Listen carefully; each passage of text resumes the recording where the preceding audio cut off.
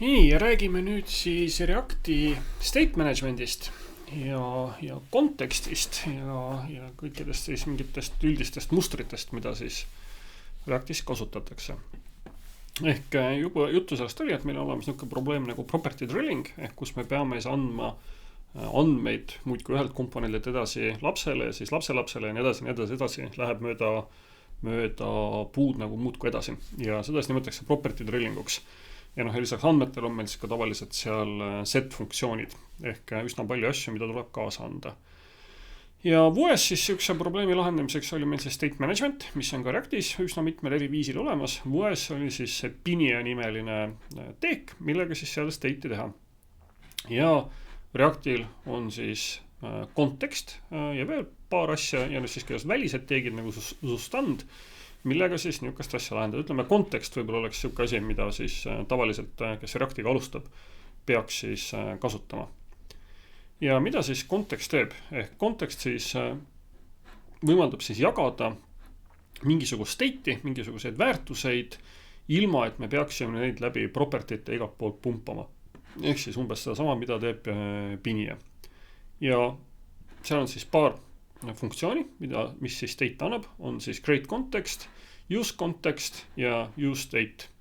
State on siis, use state on see nagu tavaline asi, aga just siis see create context ja use context. Ehk kõigepealt siis ütleme, milline meie kontekst peaks olema, ehk siis mis on meie andmed. Ja siis loome endale vastava create contextiga, vastava siis, see on siis generic tüübiga. Ütleme, et meil nüüd peaks siis selline kontekst olema, kus me sellise andmeid hoiame. Ja ta on siis kokku ooritud undefined'iga ja algne väärtus ongi siis undefined, ehk siis sarnane use state hookile. Siis saame luua provider komponendi, ehk siis out provider. Ja see out provider, seda komponenti ei ole otseselt kohustuslik teha. Siin on siis oluline see kontekst.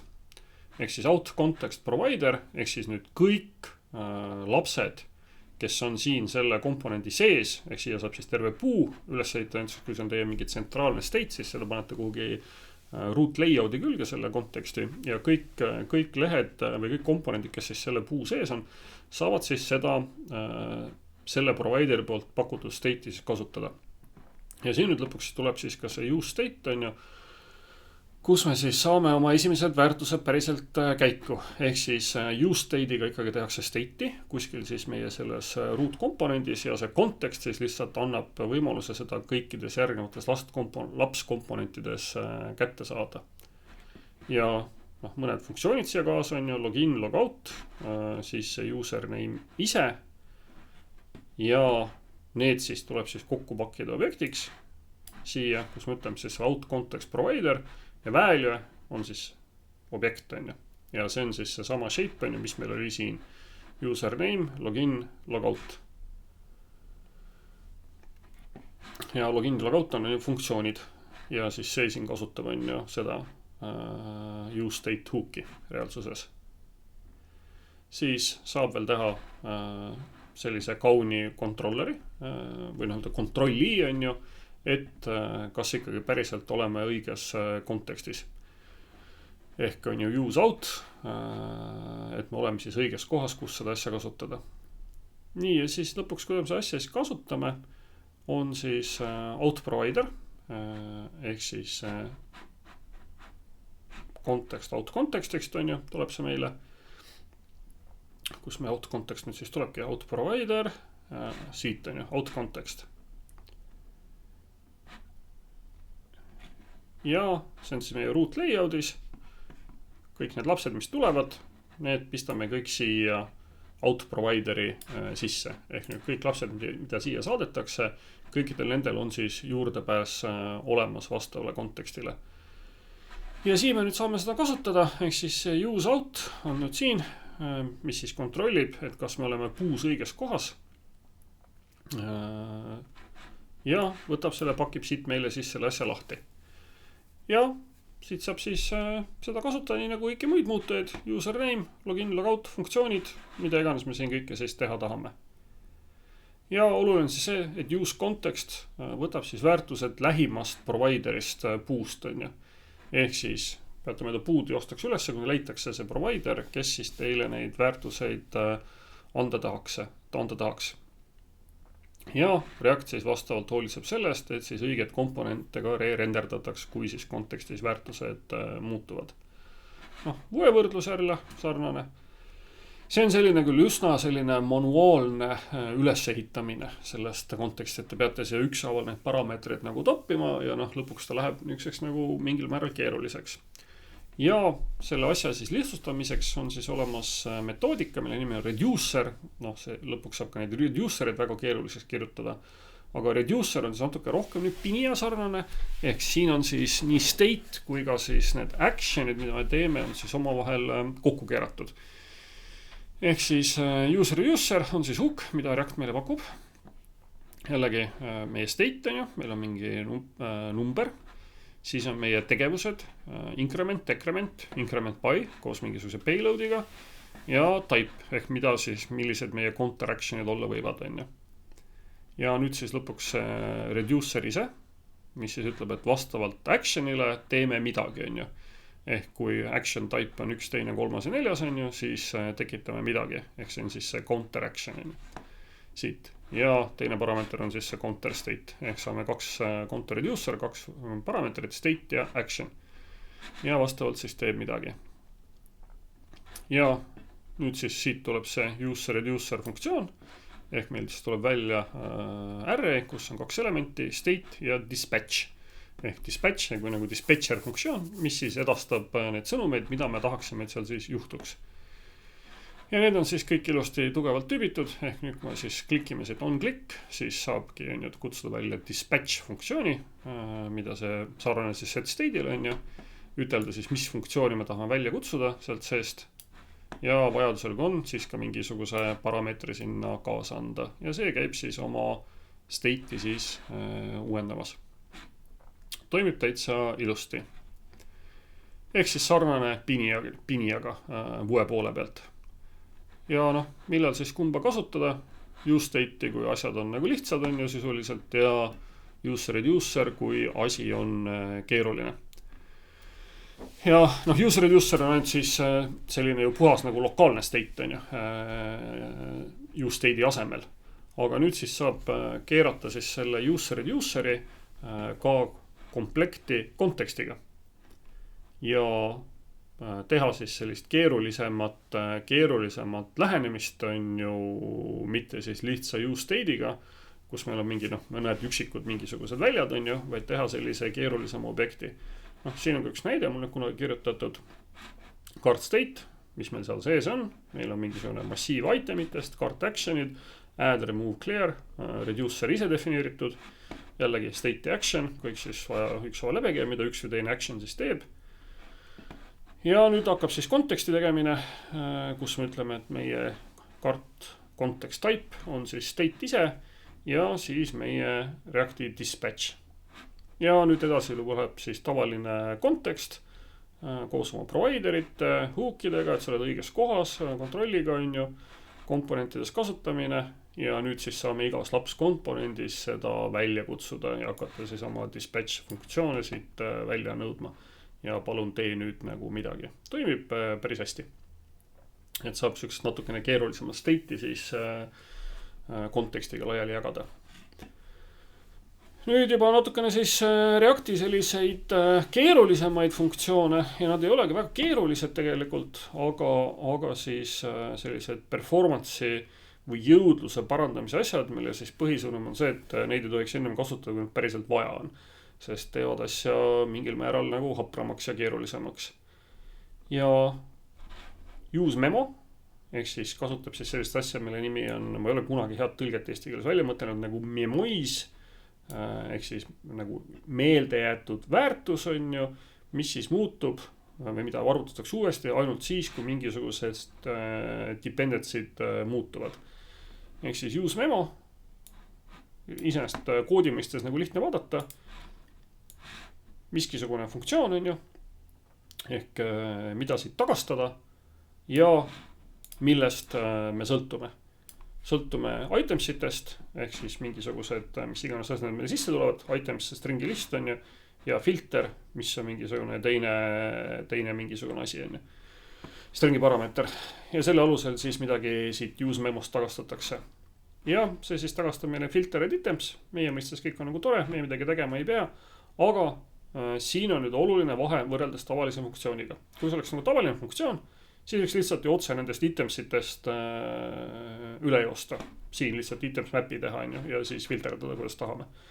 Aga see siis toimiks, renderdaks iga kord uuesti, kui see funktsioon välja kutsutakse, see expensive list. Aga nüüd selle use memoga, kui me kutsume selle funktsiooni välja samade parameetritega, siis see filtered items list ei muutu. Ja kuna see ei muutunud, ehk need sisendid siin ei muutunud, siis selle tulemusena kogu seda filtrit uuesti ei rakendata, seda ei pea tegema ja kasutatakse vana olemasolevat juba filterdatud listi. Me võime mõelda, et see list on see mingi miljon elemendiga ja tehakse mingi keerulist matemaatikat, mis võtab kaua aega, siis see samm jääb vahele ja saab asuda kohe seda listi uuesti välja renderdama. Ehk see siis nii-öelda tõesti säästab meile performance'it. Ehk siis nagu QS oli see computed, on ju. Ehk siis cache'itakse tulemust ja rekalkuleeritakse ainult siis, kui on sisendid muutuvad. Siis on meil sarnane asi use callback. Use callback teeb sarnast asja nagu use memo, aga seda siis funktsioonidega. Muus osas on siis sarnane. Use callback annab siit mingisuguse funktsiooni meile tagasi, on ju. Siin küll sõltub mitte millestki. Ja, aga tagastab siis on ju memoist funktsiooni. Ja see siis võrdleb on ju reference equality't. Siis on meil olemas seal React memo ja sarnane asi sellele use memole, mis jällegi kontrollib siis properteid siin. Memo ja siin on siis sisendid on ju ja kui sisendid ei muutu, siis mitte midagi ei tehta ja uuesti renderdama ei pea. Ehk jällegi selline optimeerimise asi on ju. Aga jällegi sõnum on see, et neid peaks kasutama taolisi asju alles siis, kui see on ka päriselt nagu probleem. Ehk ilmselt selliste väikeste rakenduste juures, mida me siin jõuame teha, on ju, see veel tegelikult probleemiks ei muutu. Aga vähegi suurtemates Reacti asjades on need käigus päris palju, on ju. Ja nüüd siis ka üks koht, kus me räägime sellest, et meil olid Reacti klassid ja see on siis see error boundaries. Ehk kui midagi läheb katki, siis see on asi, mida ei ole hooki veel välja mõeldud, kuidas seda teha selle kaudu ja mingit elutsükli sündmust. Ja selle jaoks siis tuleb tõesti kirjutada siis klass komponent.